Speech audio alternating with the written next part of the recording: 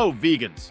Our favorite group of people who remind us at every possible opportunity that their diet is saving the world. Cow farts, evil. Almond lattes, planet-saving nectar of the gods. But what if I told you that all those plant-based saviors are actually making climate change worse than that AI-generated picture of a cat you asked for at 3 a.m.? Let's start with almond milk, because apparently the thought of drinking cow's milk makes some people break out in a rash of self-righteousness. Here's the thing, almonds are thirsty, and not in the fun Instagram influencer way. A single almond needs about 1.1 gallons of water to grow. Now multiply that by the trillions of almonds being turned into milk for your frothy oat matcha nonsense. California, which grows most of the world's almonds, has been in a water crisis for years, and yet, here we are, dumping oceans of fresh water into tree nuts just so someone can feel superior in a coffee shop. And oat milk? Oh, don't get me started. You thought you were doing the planet a favor? Turns out, oat milk production releases more CO2 emissions than dairy in some cases because of the heavy processing involved. That's right. Your non-dairy alternative isn't just polluting your coffee, it's polluting the air. But surely plant-based eating is better overall, right? Let's take a field trip to the magical land of avocados. These green butter bombs are so in demand that they've fueled mass deforestation in Mexico. Yes, the same deforestation that removes trees, aka nature's actual carbon-capturing machines. Oh, and the massive irrigation needed for avocado farms?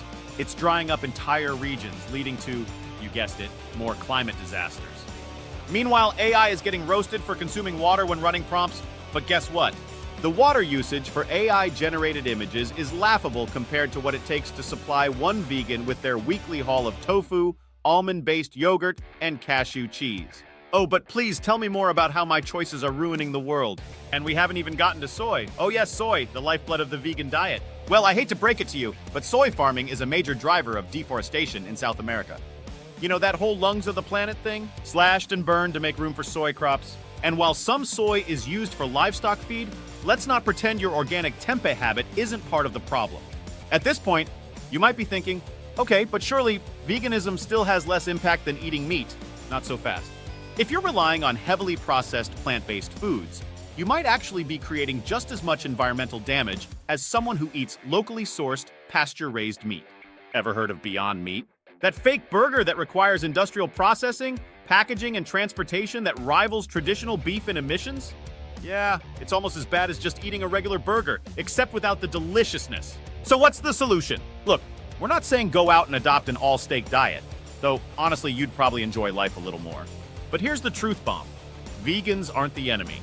The real myth we've all bought into is the idea of ethical consumption, as if your grocery choices alone can absolve you of climate guilt.